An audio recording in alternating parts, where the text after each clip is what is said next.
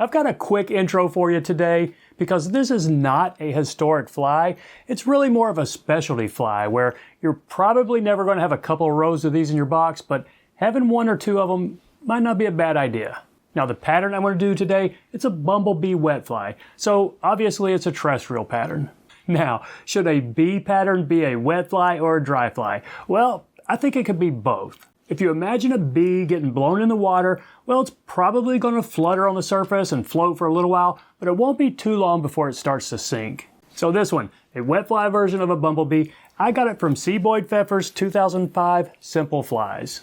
And this is a pretty good book. It's subtitled Flies You Can Tie with 3 Materials or Less. Now, it's no longer in print, but you can usually find used copies of it out there for $20 or $30. And at that price, I think it's generally worth it. Now this pattern, it is not at all hard to tie, but I do show you one technique for making a banded body that a new tyer might not be familiar with. But simple fly or not, this is still a pretty fun tie. So there it is, a simple wet fly bumblebee pattern.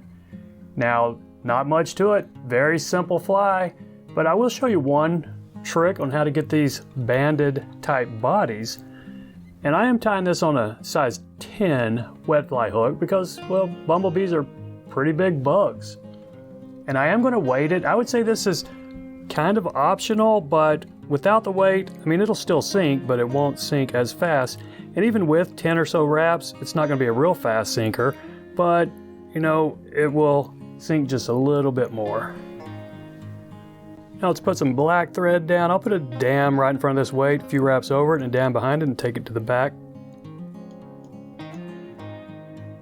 Now you might see some of these bee patterns with a red tail, and I think that's totally up to you. Bees in real life don't have red tails, so I would assume that's just kind of a hot spot. It makes it a little bit more of an attractor fly. So let's catch in the black chenille, and now the yellow chenille. And I did strip off a little bit on the end so that I'm just catching in the thread core here. Now leave your thread up front, not too close to the eye because we do have a hackle. Now here's what I'm talking about with these bands. If you just took both of these and wrapped them up, you'd probably end up covering some of the wraps with the next wrap. So what you can do here is take whichever color you don't want to be the back, pull it forward, and now we'll take a couple of wraps with the black, and then we'll switch it. Watch this. Now I pull the black forward, and I'm going to take a couple of wraps of the yellow.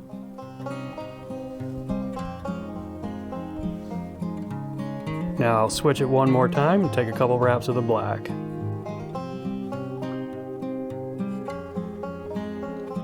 And then one last time here.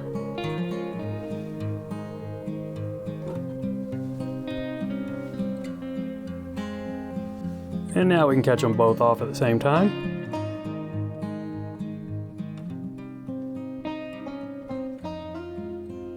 And we got a little bit of mess up front, and like cutting chenille, you always have a little bit of a mess. But for the most part, we got 2 black bands and then 2 yellow bands. I'm going to go ahead and put a few wraps just to smooth this out, make some room for my hackle. Now you will see a lot of them with a brown soft hackle, but I have a black hen, so I think, you know, bumblebees' legs are probably black, probably more black than they are brown.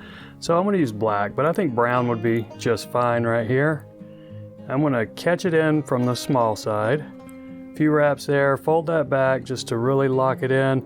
Take my thread up a little bit more. Now we got this little tip to snip.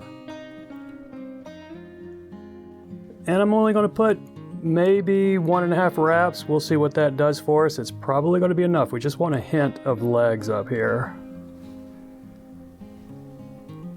Okay, all the way up would be 2 wraps. So I'm going to catch it off on this side over here. So maybe that's 1.5.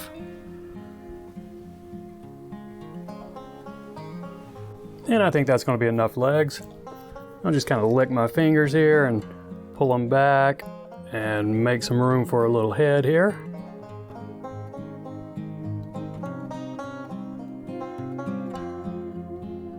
Now let's whip finish, see if we have any cleanup.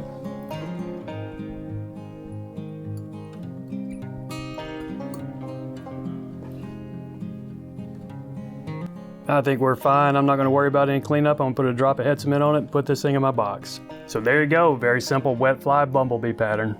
Now I appreciate you watching, everybody. Y'all take care and we'll see you next time.